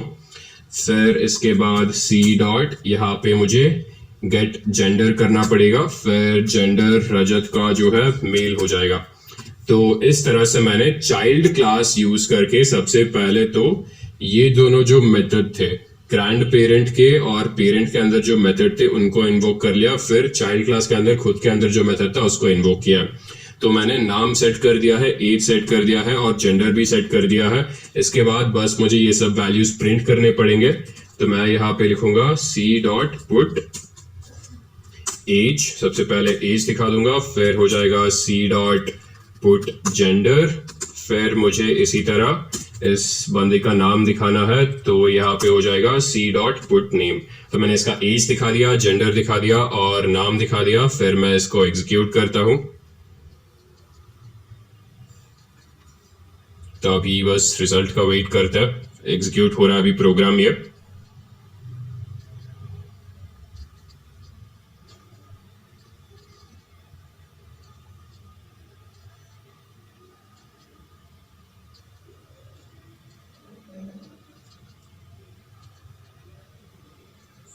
और ये हमारा यहाँ पे रिजल्ट आ गया। तो हमने जो है यहाँ पे मल्टी लेवल इनहेरिटेंस इंप्लीमेंट किया और आप देख रहे हो यहाँ पे age is 25, gender is male और नेम इज रजत। तो इस तरह से हमने जो है ये सब प्रिंट कर दिया यहाँ पे। तो अभी इसके बाद हम मल्टीपल इनहेरिटेंस देखेंगे। तो मल्टीपल इनहेरिटेंस में एक क्लास दो पेरेंट क्लास से इनहेरिट करता है। तो इसमें मान लीजिए तीन क्लास है हमारे पास, ए, बी और सी, और यहाँ पे ए और बी अगर पेरेंट क्लास है तो सी आपका चाइल्ड क्लास हो जाएगा और सी जो है ए और बी से इंप्लीमेंट करेगा यहाँ पे। तो मैं यहाँ पे ये सब चीज हटा देता हूँ, इन क्लास को और मेन फंक्शन को यहाँ से हटा देता हूँ मैं। इसका साइज भी थोड़ा सा मैं कम कर दूं। राइट, तो अभी हम एक नया क्लास बनाएंगे। यहाँ पे मैं लिखूंगा क्लास और इसका नाम लेते हैं मान लीजिए पेरेंट 1। तो पेरेंट 1 के अंदर मेरे पास बस एक ही मेथड होगा और उस मेथड को हम लिखेंगे मान लीजिए void of par1। ये जो है पेरेंट 1 के अंदर मेथड हो गया है और इसके अंदर हम बस कुछ डिस्प्ले कर देंगे, उसके अलावा और कुछ होगा नहीं यहाँ पे। सी आउट, और इसके अंदर हम बस डिस्प्ले करेंगे दिस इज पेरेंट 1। और ये हमारा जो है पेरेंट 1 क्लास तैयार हो चुका है। इसके बाद हम पेरेंट 2 क्लास बनाएंगे। यहाँ पे मैं लिखूंगा क्लास पेरेंट 2। फिर इसके अंदर फिर से मैं एक्सेस स्पेसिफायर सेट करूंगा, पब्लिक हो जाएगा और मेथड इसके अंदर मैं लिखूंगा par2 और बस इसका यहाँ पे मुझे बस डिस्प्ले करना होगा सी आउट और यहाँ पे हो जाएगा दिस इज पेरेंट 2। तो इस तरह से मैंने क्लास 1 सेट कर दिया, क्लास 2 सेट कर दिया। अभी मुझे चाइल्ड क्लास को डिफाइन करना पड़ेगा। यहाँ पे मैं लिखूंगा क्लास ऑफ चाइल्ड और ये चाइल्ड क्लास पेरेंट 1 को भी इनहेरिट करेगा और पेरेंट 2 को भी इनहेरिट करेगा। और कैसे इनहेरिट करेगा? पब्लिकली इनहेरिट करेगा। तो मैं यहाँ पे लिखूंगा पब्लिक पेरेंट 1 और इसी तरह ये पब्लिकली इनहेरिट करेगा पेरेंट 2 को भी। तो child public parent 1 public parent 2 हो गया है यहाँ पे। और इसके अंदर हम एक्सेस स्पेसिफायर होगा पब्लिक और ये भी कुछ प्रिंट करेगा। मेथड मुझे सेट करना पड़ेगा यहाँ पे। इसको हम लिखेंगे void, मान लेते हैं इस मेथड का हम नाम देंगे शो चाइल्ड और इसके अंदर बस हम डिस्प्ले कर देंगे यहाँ पे I am child। तो इस तरह से जो है मैंने 3 क्लास बना दिए, पेरेंट 1 पेरेंट 2 और चाइल्ड। और हमारा चाइल्ड क्लास पेरेंट 1 और पेरेंट 2 से इनहेरिट कर रहा है। ये होने के बाद मुझे अभी मेन फंक्शन बनाना पड़ेगा। इंट मेन हो चुका है यहाँ पे, और मेन फंक्शन के अंदर मैं फिर से चाइल्ड क्लास का एक ऑब्जेक्ट बना लेता हूँ। यहाँ पे चाइल्ड ओबीजे लिखता हूँ मैं यहाँ पे। फिर मैं अभी ओबीजे यूज करके मैं इन तीनों को बुलाऊंगा। सबसे पहले par1 जो कि parent1 का मेथड है, फिर obj डॉट par2 जो कि parent2 का मेथड है, फिर obj डॉट शो चाइल्ड जो कि चाइल्ड क्लास का मेथड है। ये हमने सेट कर दिया है। अभी बस हमें यहाँ पे रिटर्न 0 लिखना पड़ेगा और अभी इस चीज को एग्जीक्यूट करेंगे हम, राइट। और इस तरह से जो है हमने रिजल्ट प्रिंट कर दिया। सबसे पहले आ गया हमारे पास दिस इज parent1, फिर उसके बाद हमारे पास है this is parent2, and then finally हम लोग प्रिंट कर रहे हैं आई एम चाइल्ड। तो अभी हम फाइनली जो है फाइल ऑपरेशंस के साथ काम करेंगे। तो अभी तक जो है डेटा हम वेरिएबल्स में स्टोर कर रहे थे, बट अगर हमें डेटा एक फिजिकल कॉपी में स्टोर करना है, मतलब अगर हमें हार्ड डिस्क में स्टोर करना है, तो जो भी हम डेटा के साथ काम कर रहे हैं उसको डायरेक्टली लेके हम फाइल्स में स्टोर कर सकते हैं। तो जैसे यहाँ पे लिखा है files are used to store data physically and C++ supports various streams for file handling. हमारे पास OS स्ट्रीम है जिसका मतलब है आउटपुट फाइल स्ट्रीम, और ये फाइल्स राइट करने के लिए यूज किया जाता है। फिर हमारे पास IF स्ट्रीम है। IF स्ट्रीम का मतलब इनपुट फाइल स्ट्रीम, और ये फाइल्स में जो भी डेटा है उसको लाइन बाय लाइन रीड करने के लिए यूज किया जा सकता है। फिर हमारे पास F स्ट्रीम है जो कि बोथ रीड और राइट करने के लिए यूज किया जा सकता है। और हमारे पास ये सब मेथड्स है जो कि F स्ट्रीम लाइब्रेरी में प्रेजेंट है। हमारे पास ओपन, रीड, राइट और क्लोज मेथड्स प्रेजेंट है। तो हमें सबसे पहले अगर फाइल्स के साथ काम करना है तो F स्ट्रीम लाइब्रेरी को इंक्लूड करना पड़ेगा। तो हम यहाँ पे लिखेंगे #include F स्ट्रीम, जिसकी मदद से हम जो है यहाँ पे ये माई फाइल जो है उसको यूज कर पा रहे हैं, और यहाँ पे जो OF स्ट्रीम है OF स्ट्रीम को भी यूज कर पा रहे हैं। तो हम यहाँ पे अभी मेन फंक्शन के अंदर आ जाते हैं। मेन फंक्शन में सबसे पहले हमारे पास हमारे हार्ड डिस्क में या फिर हमारे स्टोरेज ड्राइव में एक फाइल है, एक टेक्स्ट फाइल है जिसका नाम है filename.txt। तो मेरा पहला टास्क होगा कि हार्ड डिस्क में एक नया फाइल बनाओ और उस फाइल में मैं कुछ राइट करूं। तो अगर मुझे राइट करना है तो मुझे OF स्ट्रीम यूज करना पड़ेगा। OF स्ट्रीम का मतलब आउटपुट फाइल स्ट्रीम, और यहाँ पे फिर मैं माई फाइल मेथड यूज करूंगा। उससे मैं एक नए फाइल में जो है कुछ लिखूंगा और उस फाइल का नाम होगा filename.txt। जैसे यहाँ पे कमेंट पे लिखा है create and open a text file, तो यहाँ पे मैं एक नया फाइल बना रहा हूँ जिसका नाम होगा filename.txt, और उस फाइल में मैं कुछ लिखूंगा। और यहाँ पे लिखने के लिए मुझे फिर से ये यूज करना पड़ेगा माई फाइल, और यहाँ पे मैं माई फाइल में डायरेक्टली ये प्रिंट आउट कर दूंगा राइटिंग टू अ फाइल। तो जैसे आप देख रहे हो, अगर मुझे स्क्रीन पे कुछ डिस्प्ले करना हो तो उसके लिए मैं cout यूज करता था। इसी तरह अगर मुझे जो मेरा फाइल है फाइल में कुछ राइट करना हो तो मैं ये माई फाइल कमांड यूज करूंगा, और माई फाइल में मैं बेसिकली लिख रहा हूँ यहाँ पे राइटिंग टू अ फाइल। फिर लिखने के बाद मुझे बस इसको एंड करना पड़ेगा। फाइल को क्लोज करना बहुत जरूरी है, तो फिर यहाँ पे मैं डायरेक्टली जो है फाइल को क्लोज कर दूंगा with the help of this command myfile.close। तो सबसे पहले जो है इस कमांड को इम्प्लीमेंट करते हैं हम। तो यहाँ पे मुझे नेम स्पेस यहाँ पे सेट करना पड़ेगा यूजिंग नेम स्पेस std। फिर इसके बाद मुझे F स्ट्रीम लाइब्रेरी को इंक्लूड करना पड़ेगा। यहाँ पे मैं लिख दूंगा #include F स्ट्रीम। मुझे IO स्ट्रीम को भी इंक्लूड करना पड़ेगा यहाँ पे, तो मैं यहाँ पे लिख दूंगा #include, यहाँ पे मैं लिख दूंगा IO स्ट्रीम। इसके बाद मुझे बस अपना मेन फंक्शन यहाँ पे तैयार करना पड़ेगा, इंट मेन। फिर सबसे पहले जो है मैं आउटपुट फाइल स्ट्रीम को लिख देता हूँ यहाँ पे आउटपुट फाइल स्ट्रीम, क्योंकि मुझे फाइल में कुछ लिखना है और मुझे माई फाइल की जरूरत है। और इसके अंदर मैं मान लीजिए एक नया फाइल क्रिएट करता हूँ abcd.txt। तो मैंने एक टेक्स्ट फाइल क्रिएट किया है जिसका नाम है abcd, और मुझे इसके अंदर कुछ लिखना पड़ेगा। और लिखना है तो मुझे यहाँ पे माई फाइल यूज करना पड़ेगा, माई फाइल, और यहाँ पे मैं 2 लेस देन सिंबल देखे और इसके अंदर मैं लिखूंगा दिस इज स्पार्टा। तो इस तरह से जो है मैंने ये लाइन इसके अंदर लिख दिया है। अभी लाइन लिखने के बाद मुझे इस फाइल को क्लोज करना पड़ेगा, तो मैं अभी यहाँ पे माई फाइल डॉट क्लोज लिख दूंगा यहाँ पे, राइट। तो अभी इसको एग्जीक्यूट करता हूँ मैं, कंपाइल एंड रन। यहाँ पे कुछ एरर आ रहा है, देखते हैं। यहाँ पे जो है मुझे सेमीकोलन देना पड़ेगा, फिर अभी मैं इसको एग्जीक्यूट करूंगा और देखते हैं अभी क्या आएगा, राइट।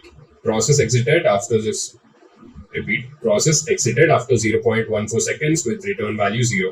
तो बेसिकली हमने जो एक नया फाइल बना दिया है और उस फाइल के अंदर हमने ये इम्प्लीमेंट कर दिया है।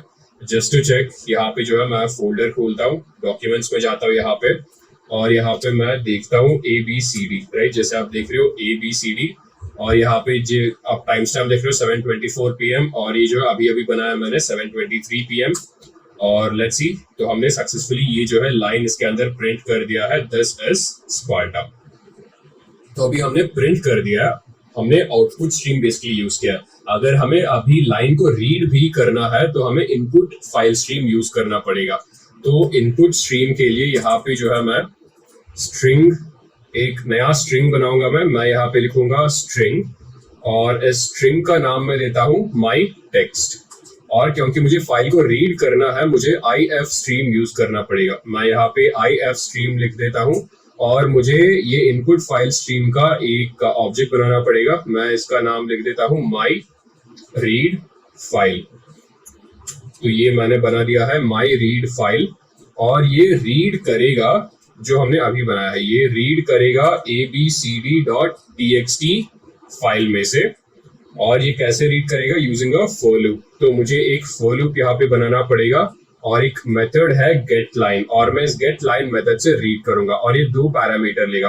पहला पैरामीटर है ये मेरा IF स्ट्रीम ऑब्जेक्ट जो मैंने अभी बनाया है, तो मैं यहाँ पे लिख दूंगा माई रीड फाइल। तो मैंने माई रीड फाइल को जो है पहला पैरामीटर दे दिया। मेरा दूसरा पैरामीटर होगा माई टेक्स्ट स्ट्रिंग ऑब्जेक्ट। तो इसके अंदर मैं लिख देता हूँ माई टेक्स्ट। तो बेसिकली इस फाइल में है, जो भी इस फाइल में है वो पूरा जो है मैं स्ट्रिंग में लूंगा, और क्योंकि ये स्ट्रिंग है मतलब ये एक लाइन स्टोर कर सकता है, तो मैं इसको लाइन बाय लाइन रीड करूंगा। तो ये गेट लाइन मेथड जो है इस फाइल में से लाइन बाय लाइन रीड करने के लिए यूज होता है। तो जो पहला लाइन है वो इसमें स्टोर होगा, और जब तक ये बेसिकली एंड नहीं हो जाता, ये फाइल एंड नहीं हो जाता, तब तक मैं रीड करता रहूंगा। और मुझे रीड करने के बाद डिस्प्ले करना पड़ेगा। क्या डिस्प्ले करना है? जो भी इसमें प्रेजेंट है। तो सी आउट ऑफ, मैं यहाँ पे लिख दूंगा माई टेक्स्ट, और यहाँ पे बस मुझे ये हटा लेता हूँ। मैंने आउटपुट तो कर दिया है, अभी बस मुझे रीड करना है। तो अभी इसको एग्जीक्यूट करेंगे और देखते हैं रिजल्ट क्या आता है अभी, राइट। तो हमने जो है अभी बस 2 मिनट पहले ये सेंटेंस एक फाइल में लिखा था, और उसी फाइल में से हम जो है ये रीड कर रहे हैं। तो इस तरह से हम आउटपुट फाइल स्ट्रीम और इनपुट फाइल स्ट्रीम के साथ काम कर सकते हैं। तो इसके साथ हम इस सेशन के एंड में आ गए हैं। तो बस एक क्विक रिकैप लेते हैं इस सेशन का। तो हमने सबसे पहले स्टार्ट किया ये समझते हुए कि C++ क्या है, और C++ के बेसिक सीखे हमने। तो हमने ये सीखा कि C++ के डेटा टाइप्स क्या है, और C++ के ऑपरेटर्स के साथ भी काम किया। उसके बाद हमने डिफरेंट टाइप के डिसीजन मेकिंग स्टेटमेंट्स और फ्लो कंट्रोल स्टेटमेंट्स के साथ काम किया। तो हमने इफ, इफ एल्स और कुछ लूपिंग स्टेटमेंट्स के साथ काम किया यहाँ पे। फिर आगे बढ़ते हुए हमने कॉम्प्रिहेंसिवली ऑब्जेक्ट ओरिएंटेड प्रोग्रामिंग के बारे में सीखा। तो यहाँ पे हमने जाना ऑब्जेक्ट्स क्या है, क्लासेस क्या है, और फिर हमने इनहेरिटेंस के डिफरेंट कॉन्सेप्ट्स भी सीखा। एंड देन फाइनली हमने रीड राइट ऑपरेशंस के साथ भी